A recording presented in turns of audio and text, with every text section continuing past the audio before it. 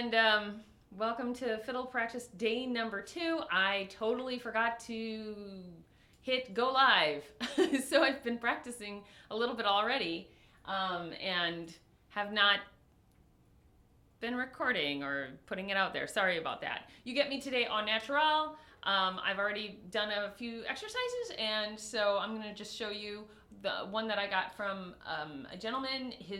I think his channel is called Fiddle Head, except for that the head is H-E-D, not H-E-A-D. So Fiddle Head, and he taught me this really great exercise that I need because being a 5-string violin, I hit the strings all the time, like all the strings all the time, and so.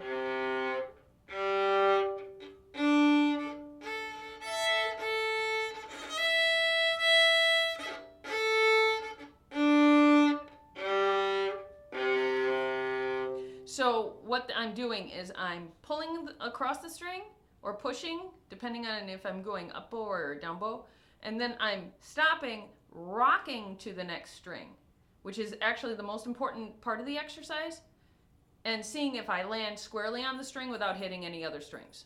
So.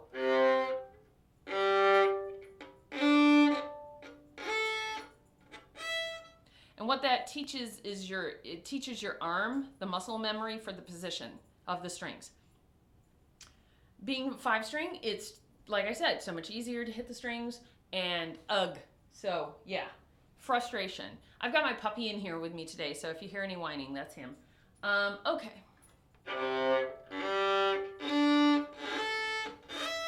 Now, because I've done this exercise several times, I'm speeding up.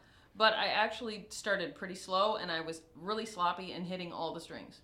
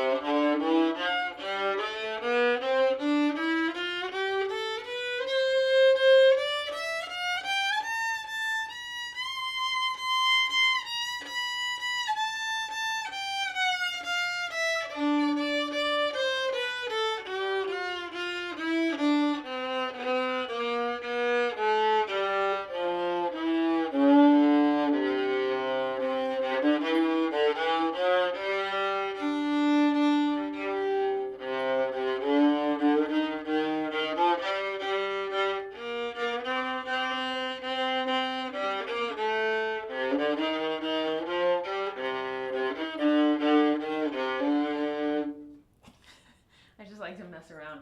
Okay, what are you doing? Yeah, eat a toy. Where's your toy? Woo! Here.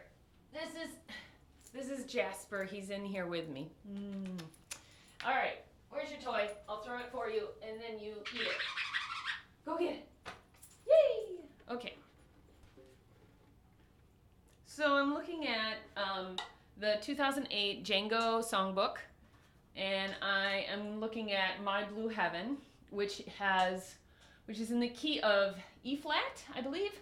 Yep. And because it has A flat and E flat in it, and B flat, this is a key that's pretty common for Django songs and for gypsy jazz, so I'm okay with it, but I'm not great. So no more explanation.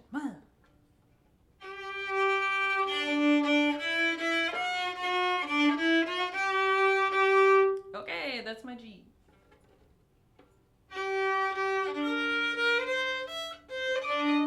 See, even knowing that it's E flat, I still hit the natural.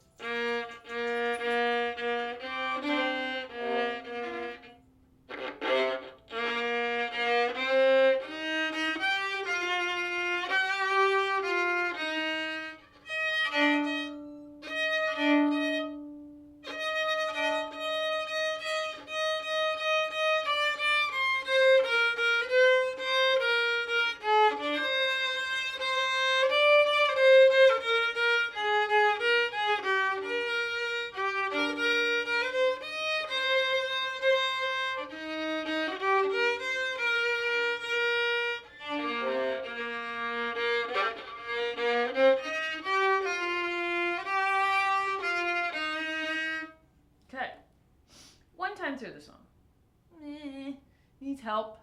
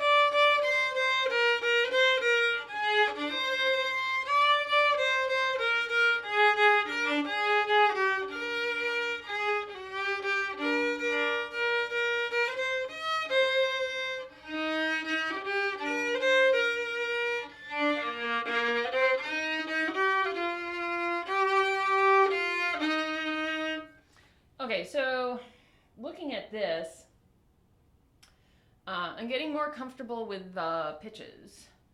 And my neck is giving me a lot of issues today.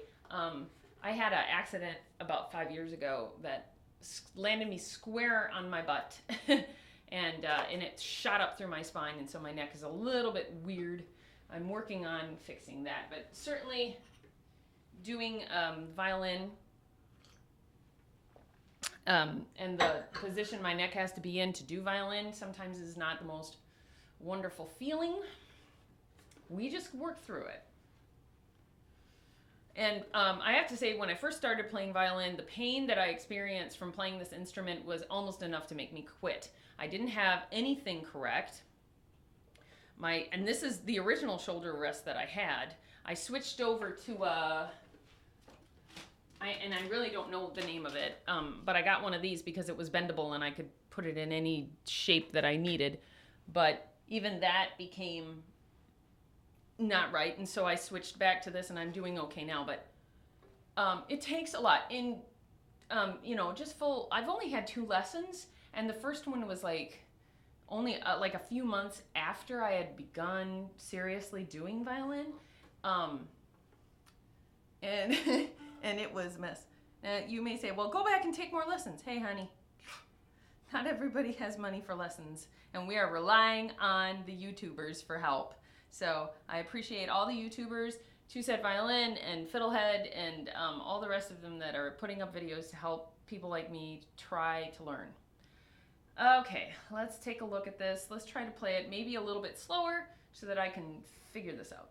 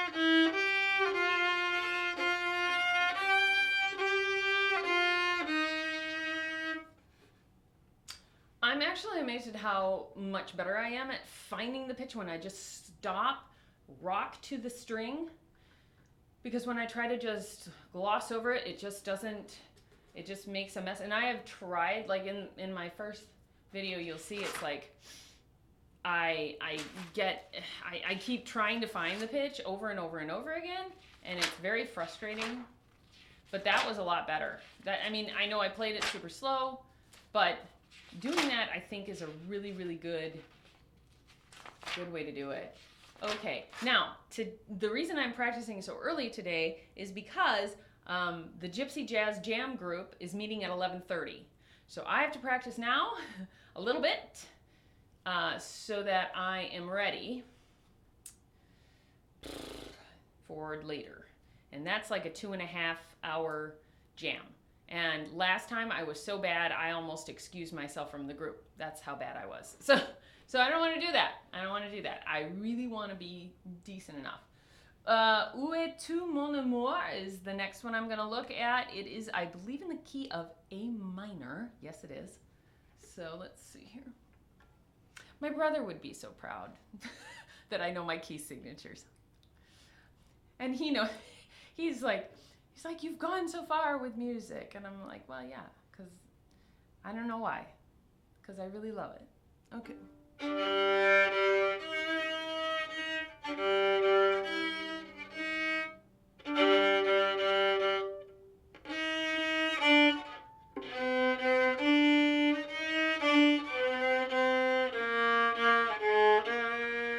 That doesn't sound right. Où es-tu mon amour depuis tant, depuis tant, depuis tant, depuis...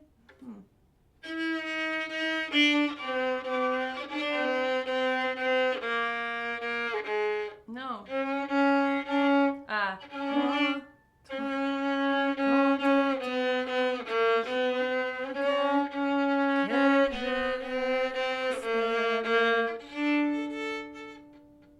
Oh, no, I was in the wrong key.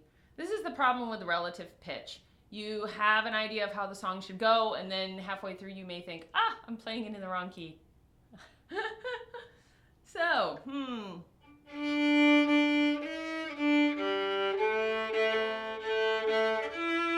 That's correct.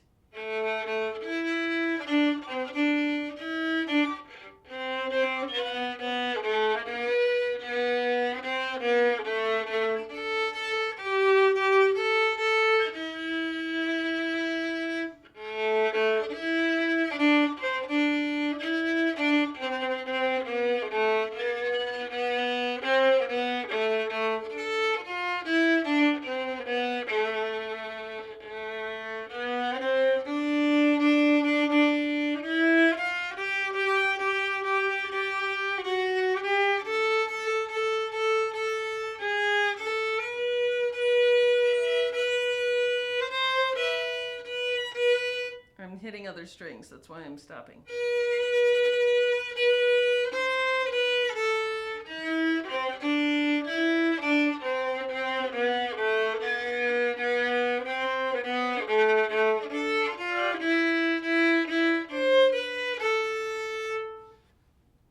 Okay, so in the French, it's beautiful. And I like the tune. Chris Fargan called this one about maybe 3 weeks ago, and I'd never heard the song before, and I wrote down the French lyrics so I could sing it. It's beautiful. Où es-tu mon amour depuis tant et tant de jours que j'espérais solitaire. No. Espérais solitaire ton retour. It's beautiful. Beautiful. Da, da, da, da, da, da.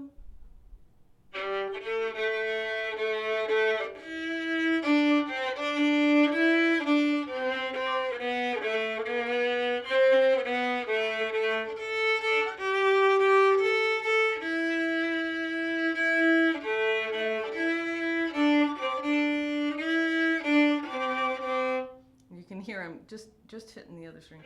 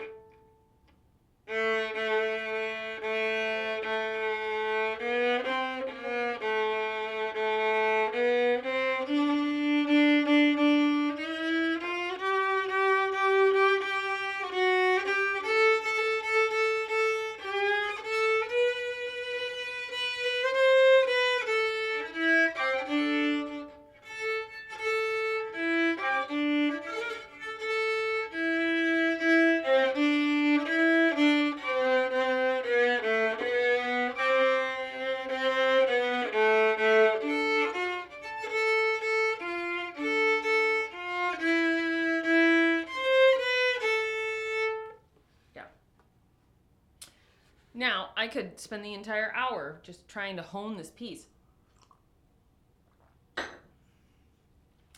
But my experience has been that with every song I practice, I'm still practicing the same principles. And by changing up the tunes, even though people say, well, you got to keep going with the same thing and practice it over and over, your brain gets bored. And so I'm still practicing all the string crossings if I practice a different tune. Plus, it's keeping my mind active.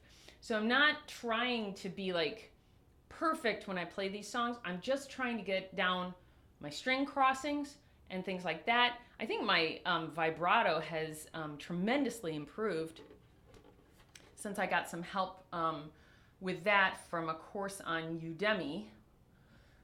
And I can't remember the instructor's name, but you can, I think it's vibrato something to mastery. And I've only done like the first 6 lessons in it. I even reached out to the instructor for some help because I was getting some intonation issues. Not intonation, frequency. So I would hit the C string, but I would be getting something like that, and it was terrible. And I couldn't figure it out. And even though I did a lot of exercises with my bow to correct it, what it ended up being is that my bow, the hairs on my bow were worn out and dead. And I had gotten the bow secondhand and didn't know that it was like that until one of the gypsy jazz players this last week said, it could be your bow. And so I went and changed. I had another bow that I had bought brand new. That's this one, and I'm working with it, and it sounds so much better. Everything sounds so much better. So it could be your bow. Oh, I'm sorry. This is Out of Nowhere. It's in the key of G. And it happens to be this gentleman that I know named Larry's favorite song. He heads up the Gypsy Jazz or the Jazz Society in Louisville.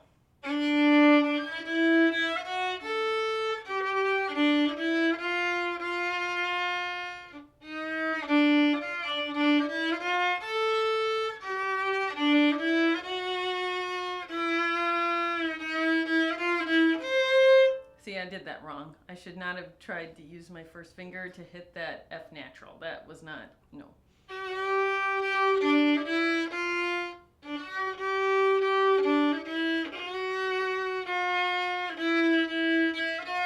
I don't even know where I am.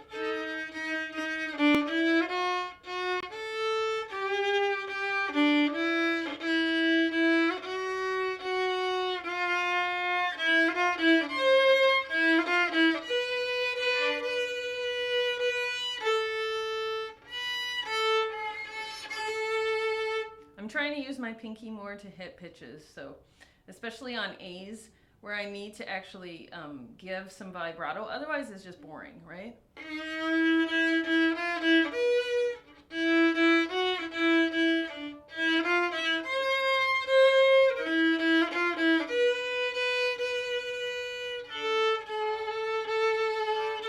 Still not great.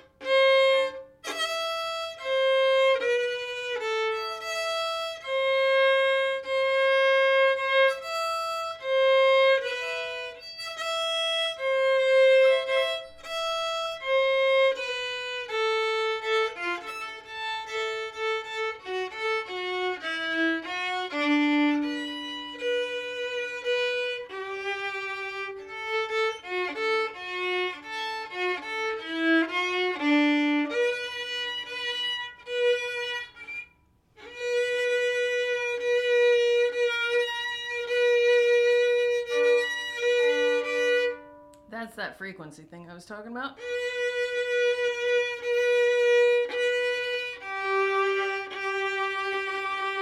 Okay. Just keep hitting things today. And I didn't tune. But to my own defense, these pegs don't go out of tune very often, and I don't have to worry about a lot of the normal things that people have to worry about with a violin, because mine's made out of what is it? Pyrotechnics. No, like I can't remember what it's made out of, but it's not wood. Perfect. Perfect. Yep. Yep. There you go. So, if it's within the green and close to the center, and the app that I use to tune is called Pano Tuner, P-A-N-O Tuner. It's all one word strung together. It's a free one, and it does really well, because I'm used to the sliding scale of a tuner, a chromatic tuner. And I like chromatic tuners a lot better than I do the other kinds. So.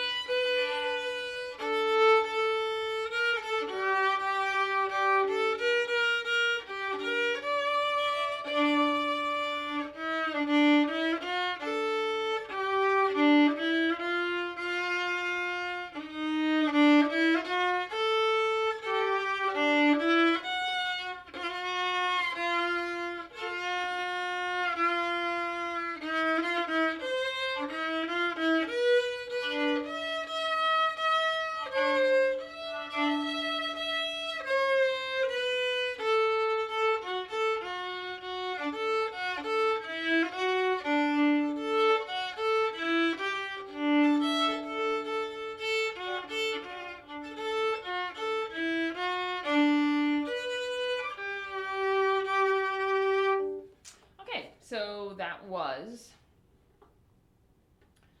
out of nowhere. Now, for the one that I really have to practice, which is called micro.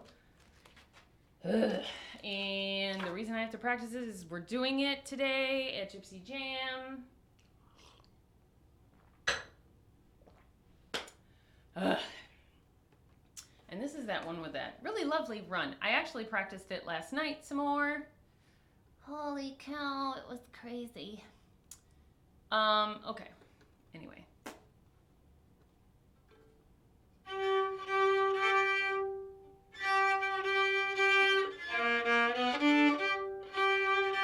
Okay, let's start that over.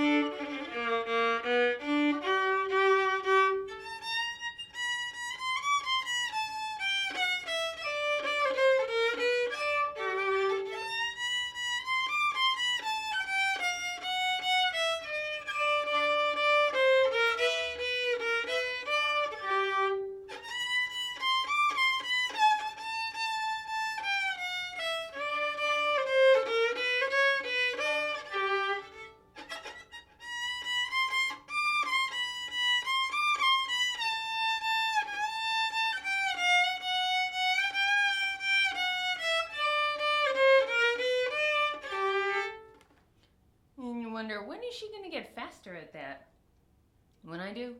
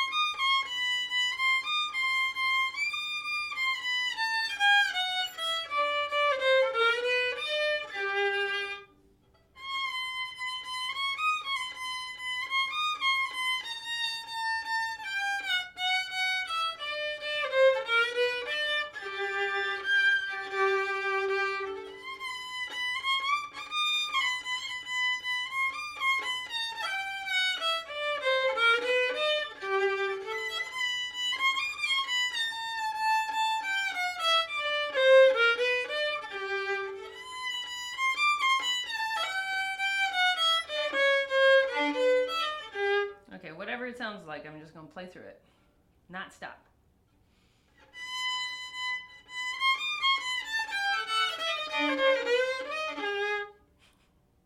That's terrible.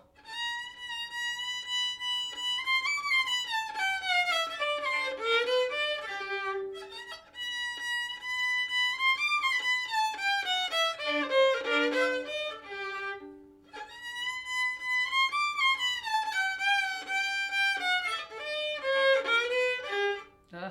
Okay, sometimes you have to slow down and stop, and sometimes you just have to keep going. So slow down and check an area where you have problems, and sometimes you won't even know your problems until you do speed up, and then you're like, oh, that's an issue. So.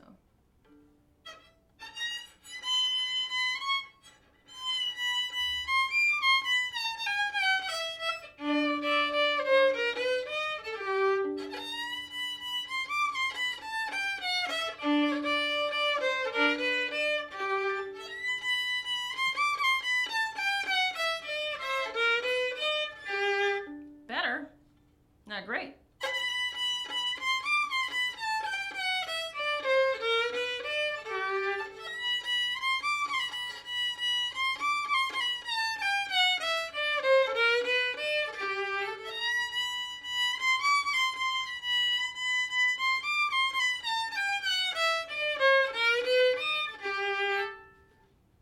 Okay. Now let's see. We're going to go to the bridge, which is B in this.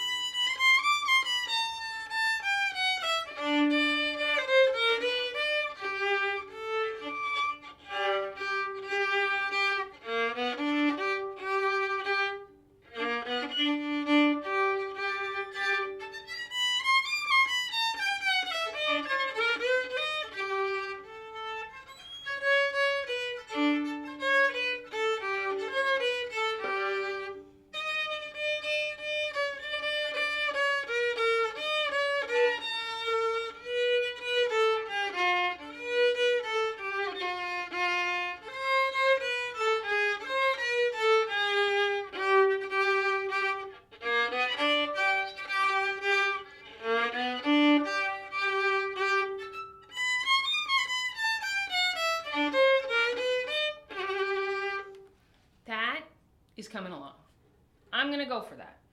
Now, it's great, not perfect and not fabulous, but it is better.